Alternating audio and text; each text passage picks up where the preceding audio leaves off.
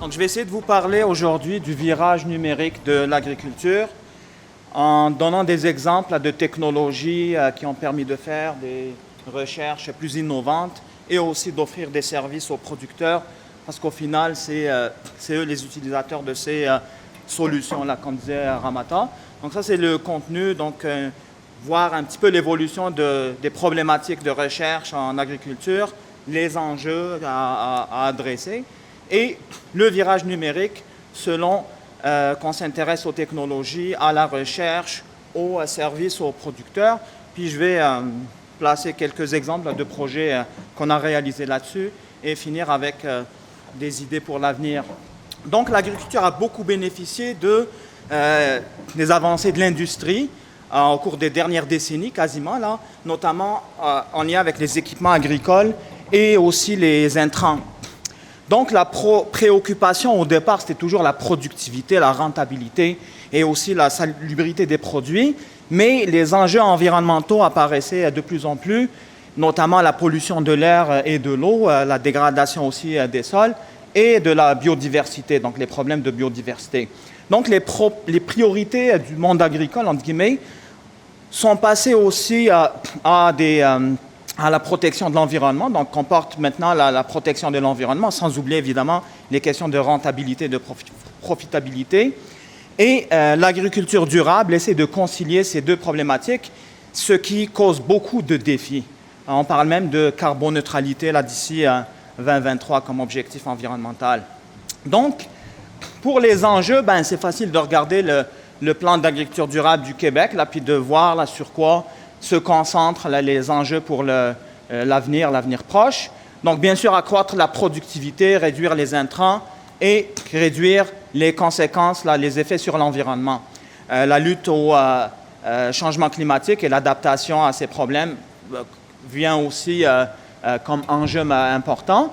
Et ce qui est intéressant de noter sur ce plan d'agriculture durable, c'est que le producteur et les producteurs et productrices sont au cœur de l'action. Donc, on veut accélérer l'adoption des pratiques agro-environnementales dites les bonnes pratiques.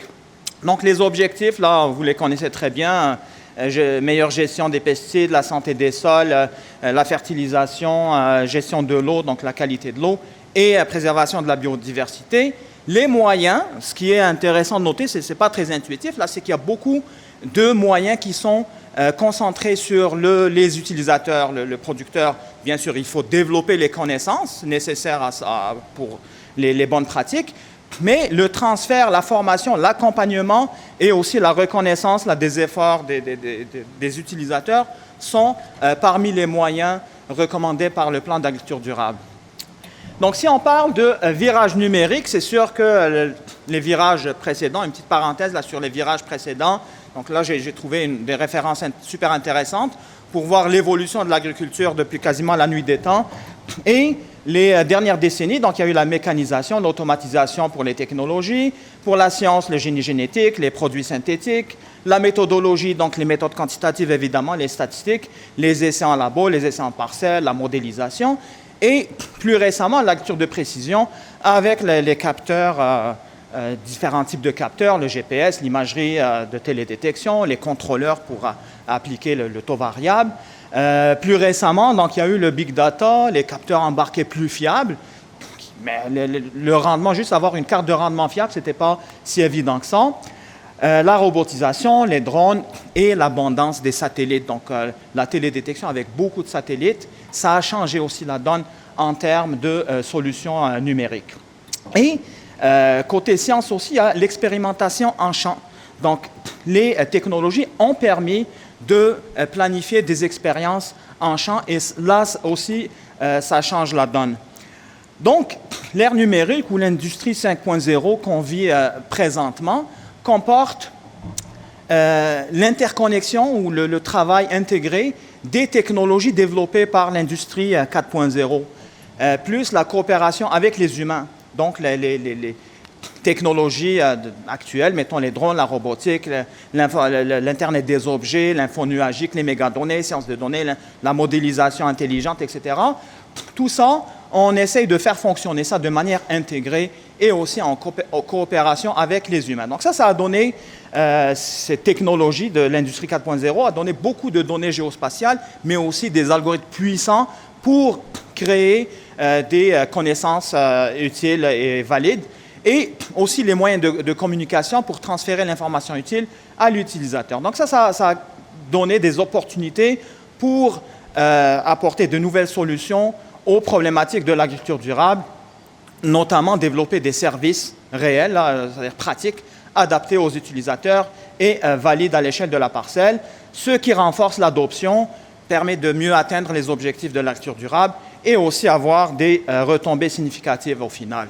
Donc, une petite revue des technologies, c'est sûr que c'est loin d'être exhaustif.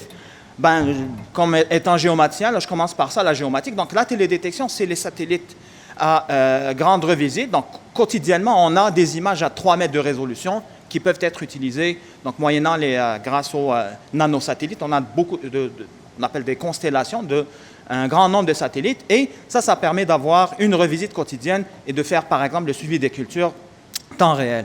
La très haute résolution, donc c'est une autre histoire, le 30 cm, avoir des images de 30 cm satellitaires, c'est aussi une grande avancée. Et les drones, notamment ceux qui sont pertinents là, pour les applications en agriculture. L'autre technologie, les plateformes numériques géospatiales, donc l'accès à la donnée géospatiale est devenu beaucoup plus simple. Il est aussi plus simple de développer de nouvelles plateformes géospatiales, donc tout est open source pour ceux qui veulent se lancer là-dedans. Et la notion de jumeaux numériques est apparue avec justement l'acquisition temps réel des données, que ce soit par les capteurs de télédétection satellitaires ou autres embarqués. Et la notion de jumeaux numériques, qu'on va voir tantôt, mais il y a toujours des défis. Il y a toujours des défis, notamment les normes. Donc, normaliser toutes ces données-là, l'interconnexion, les formats, etc. L'accès aussi à la connectivité, l'accès à Internet de manière fiable et peu coûteuse, c'est un autre enjeu. Donc, les technologies, vous les connaissez mieux que moi. Donc, par exemple, on peut citer John Deere là, qui offre, par exemple, des capteurs qu'on appelle ça See and Spray, donc avec des caméras qui voient les symptômes là, et qui adaptent l'application, par exemple, des pesticides en temps réel, ou aussi les capteurs là, qui sont capables de fournir des cartes de rendement fiables et qui permettent de développer des applications intéressantes en recherche. Trimble aussi offre des outils là, pour le positionnement précis, pour faire des travaux de terrain comme le nivellement, les cartes de rendement en info nuagique et connectivité. Donc ça, vous connaissez très bien ça. Pourquoi je les cite en premier? Parce que c'est ça qui a permis d'aller plus loin, tant pour la science que pour le développement de services. VERIS, évidemment, donc les mesures là, des propriétés des sols, cartographie des propriétés des sols, et utiliser ces informations-là pour comprendre, diagnostiquer les problèmes réels sur le champ. Donc, ça n'a pas été évident là, depuis le début de ces technologies-là à l'utilisation pratique. Je cite ici un exemple parce que c'est une compagnie québécoise aussi qui offre de la cartographie des sols pour améliorer l'échantillonnage géolocalisé et visualiser aussi les problématiques. En recherche, la recherche, vous le savez très bien, elle a évolué dans plusieurs directions selon les technologies utilisées, les méthodes utilisées, les objectifs, les défis à relever, etc. La recherche classique, c'est sûr que ça se fait en laboratoire ou sur des parcelles expérimentales et ça mène à des connaissances agronomiques de grande valeur, c'est sûr. Mais parfois, les modèles, les connaissances développées ne sont pas valides partout, dans toutes les situations, pour toutes les parcelles commerciales. Or, les technologies récentes, plus les méthodes d'analyse plus puissantes, plus les moyens de diffusion plus conviviaux, offrent un potentiel pour créer des nouvelles connaissances agronomiques à partir des données des producteurs. C'est comme une tendance lourde présentement d'essayer de valoriser les données acquises là, en champ. Ça permet d'avoir plus de participation et de rétroaction, d'adhésion au final des utilisateurs, donc des producteurs, et de développer des solutions numériques opérationnelles. Donc ça, c'est en recherche. Là, j'ai fait une petite revue de littérature très rapide, là, en mettant MDPI, en cherchant Digital Agriculture comme mots-clés, et en prenant uniquement les articles récents. J'ai trouvé à peu près une vingtaine d'articles qui sont pertinents, j'en ai gardé à peu près 5-6, notamment sur le concept général d'agriculture numérique. Mettons une référence ici qui montre le principe là, de... je ne sais pas si j'ai un pointeur ici. Donc, oui. Donc, le principe de passer des mesures au champ, donc des capteurs, l'utilisation des données donc, acquises par des capteurs. Dans le cadre de la connectivité Internet des objets, l'information nuagique qui est utilisée pour développer des modèles. Et au final, l'information utile est fournie à l'utilisateur via des plateformes numériques simples d'accès, donc sur des cellulaires ou des tablettes.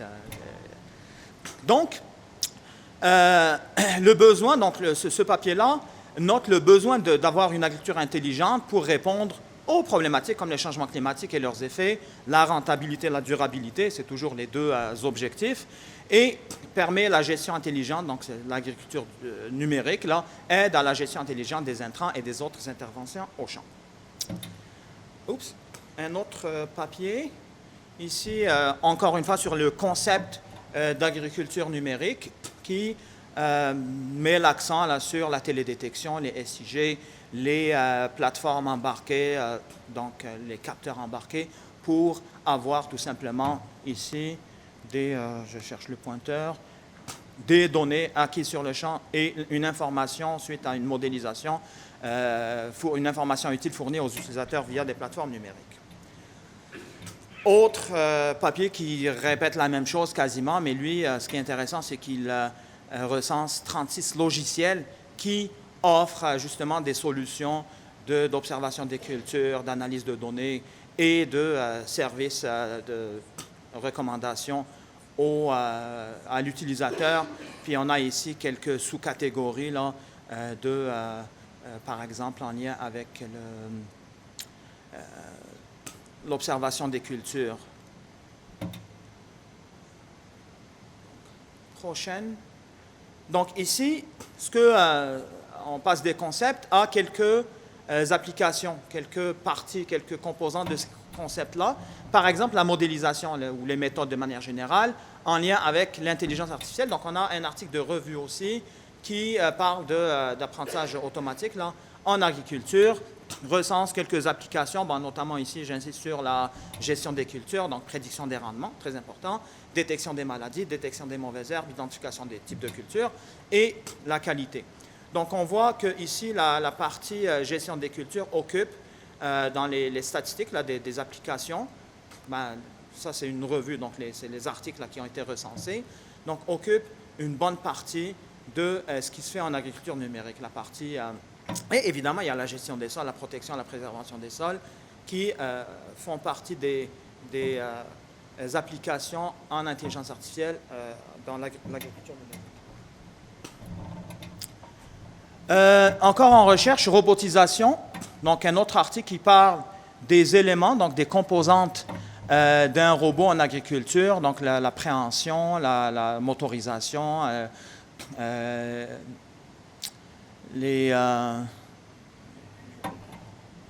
et on a aussi des technologies qui sont utilisées en robotique. Donc il y a le capteur, c'est ça, le capteur, la gestion, l'appréhension et la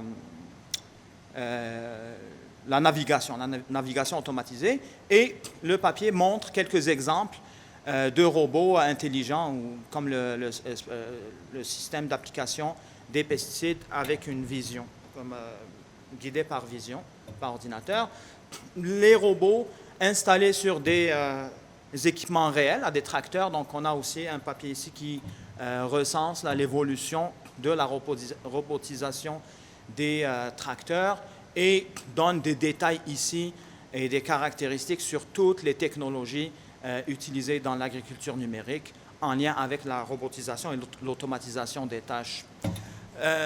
Pour la vision par ordinateur, c'est très souvent des réseaux de neurones convolutifs avec différents types d'architectures qui sont utilisés pour détecter les symptômes là, biotiques ou abiotiques, les maladies, les stress, les différents types de stress.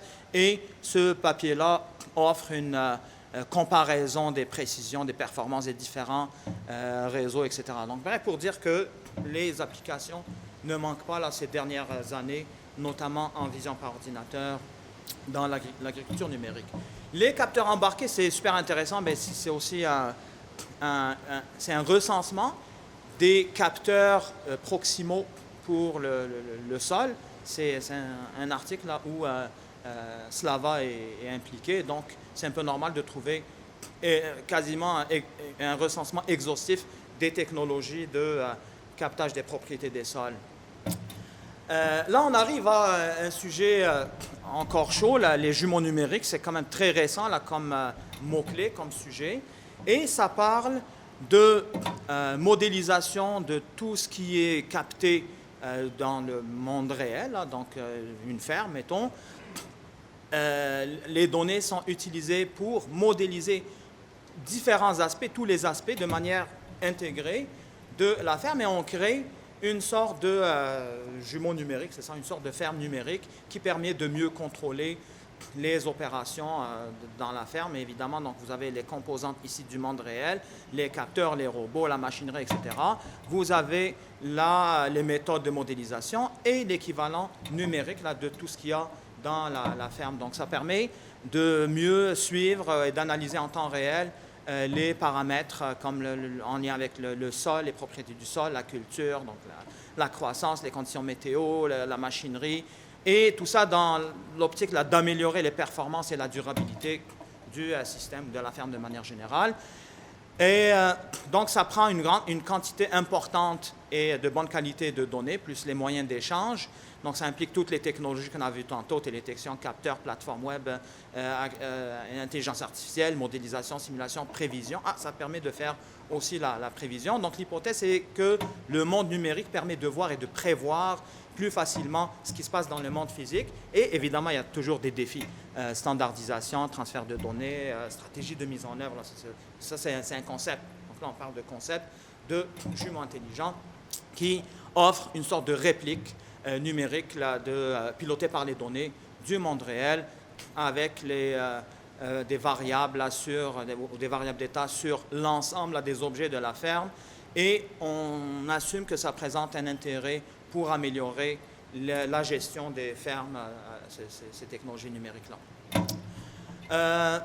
Ça, c'est juste une petite parenthèse là, sur un numéro spécial qui a été publié donc, par Agronomie, donc la revue de MDPI, où j'ai eu la chance d'être impliqué comme éditeur invité avec Saïd Omayouni et Karim Chokmani.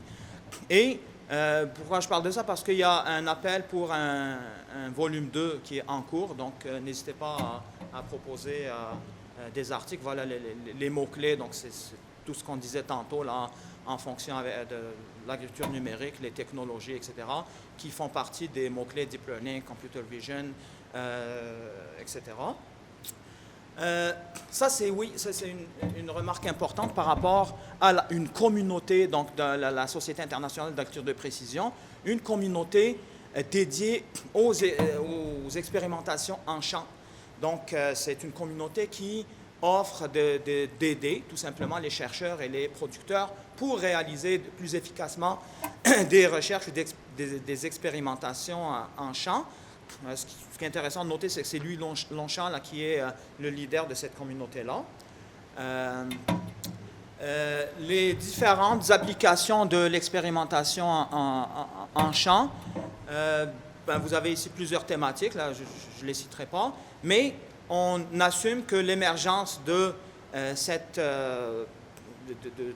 modèles ou d'outils puissants de modélisation a renouvelé l'intérêt des chercheurs à l'utilisation de ces expérimentations en champ parce que les données qu'on récolte ne se prêtent pas forcément à des analyses statistiques conventionnelles et que cette façon de générer des connaissances agronomiques va créer plus d'adhésion des producteurs et d'offrir des solutions durables plus intéressantes.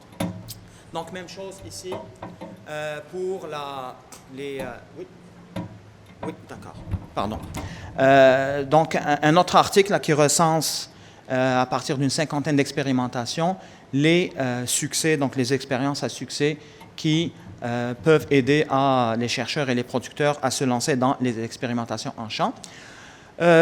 Pour les recherches, bon, vous savez très bien là, qu'est-ce qui se fait au RQRAD, donc en termes de gestion des pesticides, de santé des sols, biodiversité. Ça, c'est surtout les projets en cours là, qui ont été acceptés. Et pour l'appel 2, on pense, là, on espère avoir aussi des projets dans les jumeaux numériques, l'intelligence artificielle, etc. Même si il y en a ces technologies-là, évidemment, dans les projets actuels. Recherche-service, là, c'est un peu entre les deux. Donc, Agriculture Canada offre l'identification des types de cultures depuis quand même très longtemps, là, par télédétection. Donc, ça reste une plateforme très populaire et une histoire quasiment à succès de l'application de la télédétection en agriculture numérique. Ça, c'est un service d'Agriculture Canada. Un autre service digne de mention aussi d'Agriculture Canada, donc développé par au centre Saint-Jean-sur-Richelieu, là, Guétin-Bourgeois. Donc, l'application CIPRA qui donne des modèles de risques, qui modélise les risques d'apparition de toutes sortes là, de ravageurs pour différentes cultures en fonction des conditions météo et d'autres modèles, évidemment. Et c'est intéressant à noter, je ne sais pas à quel point c'est utilisé de manière opérationnelle, cette application-là, mais moi, je trouve qu'elle est vraiment extraordinaire. Pour les services, de manière générale, donc, on ne peut pas ne pas citer le CRAAC, là, qui s'occupe de transfert technologique entre tout ce qui se fait en recherche et les producteurs, moyennant des guides, des formations. Il y a beaucoup de matériel gratuit, des webinaires aussi faciles à suivre. Et donc, sur le site du CRAAC, vous allez pouvoir trouver toutes ces informations-là. Infosol, il n'y a pas que les cartes de sol là, qui se retrouvent ici. Il y a énormément de couches cartographiques d'intérêt qui sont offertes dans cette plateforme-là, Infosol. Puis je pense que l'idée, là, c'est que les nouvelles plateformes pourraient s'intégrer, mettons, dans Infosol, là, qui est déjà une sorte de portail unique là, en termes d'informations cartographiques là, pour les producteurs. Même si, oui, la FADQ, oui, c'est digne de mention aussi. Pourquoi? Parce que les parcelles agricoles, donc les contours des parcelles agricoles, il n'existe pas ailleurs. Là. On peut chercher, à moins que je ne le sache pas, en Ontario, aux États-Unis, on a eu des projets où on ne trouvait pas les parcelles, la cartographie des parcelles de manière précise, et aussi les types de cultures pour, par exemple, entraîner un modèle d'identification de cultures. C'est une base de données idéale là, pour développer ce genre d'application. Agrométéo aussi, même si je ne le connais pas en détail, donc il y a une formation intéressante, là, une vidéo là-dessus. Et c'est tous les paramètres dérivés des données météo qui intéressent les différentes applications de l'agriculture. Donc ça fait partie aussi des services qu'on peut associer au virage numérique de l'agriculture. En parlant de services, là, on peut citer aussi Logiag, là, qui offre beaucoup de services en lien avec la gestion de la ferme de manière générale, le drainage, nivellement, le taux variable pour, je ne sais pas quel... le chôlage, oui, peut-être qu'il se lance aussi dans l'azote, la gestion ou l'estimation des gaz à effet de serre, gestion des bandes riveraines, bref, toutes sortes de services. Puis ils ont la technologie Laserag aussi, là, qui est intéressante à mentionner. Donc, XLK, une autre compagnie qui aide à l'adoption des solutions d'agriculture de précision pour les cartes de rendement, et en tout cas valoriser les produits, les données des producteurs. FarmStar pour les images satellitaires et le suivi de cultures en temps réel pour des applications soit type zone de gestion ou agriculture de précision. Une autre compagnie ici qui offre des solutions de vision et d'adaptation des cartes d'application. Adapten pour la gestion de l'azote, gestion intelligente de l'azote. Là, ils sont rendus dans le taux variable, ce qui n'était pas le cas avant. Et on peut trouver toutes sortes de services en lien avec le virage numérique de l'agriculture. Et le point commun, désolé de le noter, là, c'est la géomatique. Dans tout ce que je viens de dire, il y a un point commun quand même, c'est la géomatique. Là, on peut passer très rapidement quelques projets auxquels j'ai participé, notamment beaucoup de projets de Nicolas Tremblay, qui ont quand même commencé très tôt, là, avant même les années 2000, à utiliser ces technologies-là de cartographie, de développement de modèles intelligents et de plateformes web pour la fertilisation azotée. C'est sur ça que Nicolas avait travaillé. D'autres projets sur la cartographie des sols, aussi un projet sur la cartographie des sols, des sols encore une fois avec des centaines quasiment d'imageries satellitaires, suivi des cultures avec les images multidates, et etc. Là, je n'irai pas dans... Tout ça, c'est soit l'observation des cultures multitemporelles, soit la cartographie des sols. C'est un peu les projets auxquels j'avais participé. Gestion des bandes riveraines, identification ou estimation de l'IQBR et détection de maladies, détection de stress par vision, par ordinateur, sur différents types de cultures. Donc, je passerai rapidement là-dessus. Et l'avenir, là, c'est en lien avec les problématiques. On peut créer de nouvelles problématiques, sachant qu'on a des technologies pour y répondre. Pourquoi ne pas faire l'inverse? Parfois, on a l'opportunité qui peut créer le besoin. Les données, donc on a accès à une quantité incroyable de données, notamment les données des producteurs. L'intelligence artificielle et l'automatisation comme technologie peuvent permettre d'aller dans ce qu'on pourrait appeler, ça c'est mon idée personnelle, là, le modèle Informed Machine Learning. Donc, utiliser les modèles mécaniciens qui sont très valides pour générer des simulations, pour entraîner des modèles d'intelligence artificielle qui seront fine-tunés sur des données des producteurs. Ça peut être une approche intéressante. Les jumeaux numériques, évidemment, c'est sûr que ça va connaître un essor extraordinaire au cours des prochaines années. Et il y a toujours les défis. Il y a toujours des défis. L'essentiel, là, c'est de passer du concept à la mise en œuvre opérationnelle avec tout ce que ça comporte là comme problématique de normalisation, etc. Et aussi, l'adoption nécessite le choix des applications des technologies les plus rentables et les plus pertinentes en termes de retombées. Merci beaucoup. Désolé, Ramata, j'ai peut-être pris un peu...